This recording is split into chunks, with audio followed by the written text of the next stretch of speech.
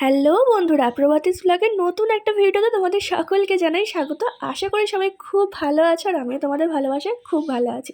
অনেক দিন পর একটা ডেলি রুটিন শেয়ার করছি। ডেলি রুটিন বলতে 3:15 থেকে বিকাল পর্যন্ত রুটিন আমি তোমাদের সাথে শেয়ার করছি। এখন যে তোমরা ভিডিওটা দেখছো, এটা আমি কিন্তু আজকে 3:15-তে উঠেছি। তার কারণ হচ্ছে ছেলের স্কুল আছে, আর এখন না রান্নাবান্না না করে গেলে না খুব অসুবিধা হচ্ছে না। তো ফিরতে ফিরতেই আমার একটা বেজে যাচ্ছে, 11টা বলছে, 11টায় তো ছুটি হচ্ছে, তো একটা প্রায় বেজেই যাচ্ছে।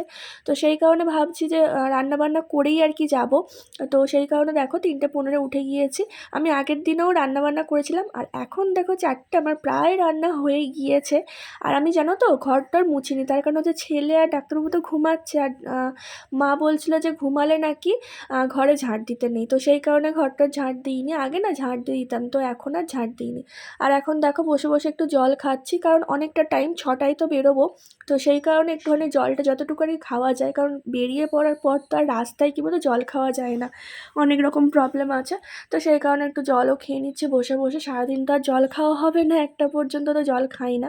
আর এখানে দেখো টেবিলটা আমার আগের দিনে মোছা হয়নি, তো তো সেই কারণেই আর কি মুছে নিচ্ছি, কারণ কাকিমা তো আসে অনেক বেলায়, আমাকে তো এখন রান্নাবান্না করে টেবিলেই রেখে দিয়ে যেতে হবে। আর এখন দেখো আমি আলু ভাজা, সরু সরু আলু ভাজার মতো আলু কাটছি, তার কারণ হচ্ছে আজকে না চাউমিন বানাবো, বুঝলে তো। আর ওইদিকে আমার ডিমের ঝোল, ভাত আর একটু ডালও করেছি, তো সেগুলো আমার হয়ে গিয়েছে। আর একটু চাউমিন করব, ছেলেকে টিফিন দেবো, কারণ এখন কি বলতো এই 1 ওঠার পর থেকে না টাইমটা যেহেতু বেড়েছে, সেই কারণে কি বলতো ছেলেকে না আমি বানিয়েই টিফিন দিচ্ছি। আর আমাদেরও কিছুটা খাওয়া হয়ে যাচ্ছে। কি বলতো, চাউমিনটা যে বানিয়েছি, আমি তো গ্যাস ট্যাস মোছার সময় হয় না, কারণ 3টের সময় 3:15-তে উঠে আমাকে 6টার মধ্যে বেরোতে হয়।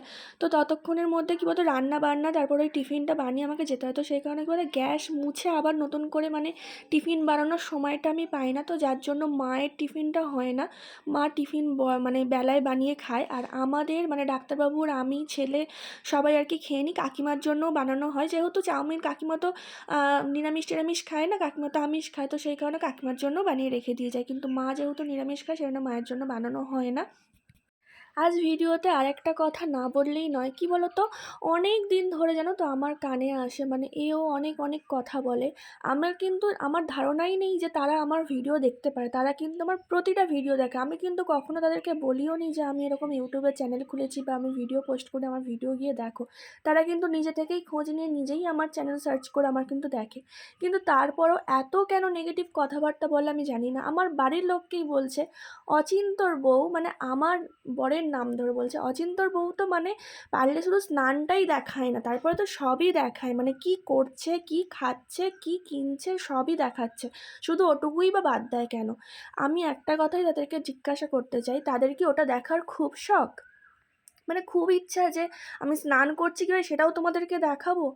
কি বলতো, এগুলো না বললেই নয়, কিন্তু কি বলতো এত খারাপ লাগে না। অনেক দিন ধরে শুনছি যে এরকম এরকম ব্যাপার, কিন্তু তোমরা দেখো কেন আমার ভিডিও? আমি জানি এই ভিডিওটাও তুমি দেখবে, কিন্তু দেখো কেন? আমার কাছে কথা হচ্ছে এটাই।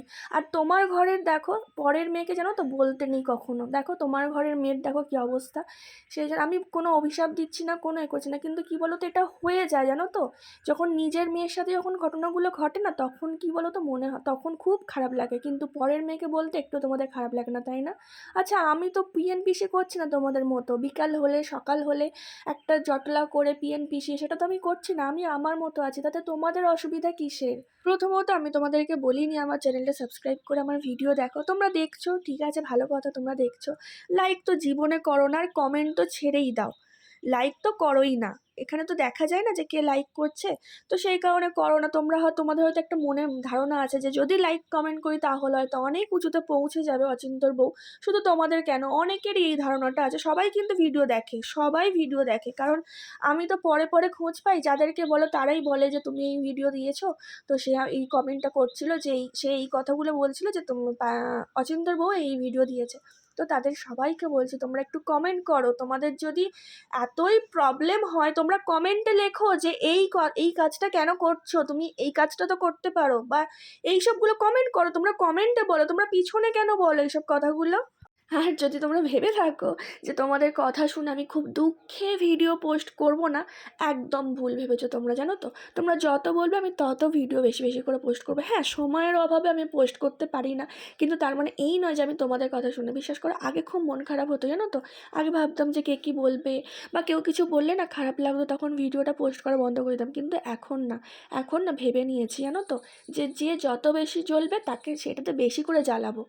এমনকি জানি আরেকটা কথা বলি, সেটা হচ্ছে আমার ভাই একবার মানে বাড়িতে 31st ভাইকে আনা হচ্ছিলো, তো সেই কারণে ভাই কেঁদেছিল।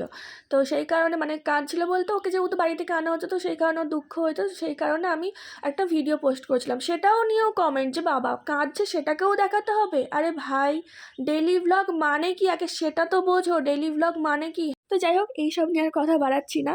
তোমরাও ভালোভাবে জানো তোমরা কে কে এইসব কথাগুলো বলেছো, আর আমি তো জানি, সেই কারণে না তোমাদেরকে বললাম যে কে কে এই কথাগুলো বলেছে। তো যাই হোক, তোমাদের বুদ্ধিটা ওরকমই থাক, আমার বুদ্ধিটা যেরকম সেরকমই থাক।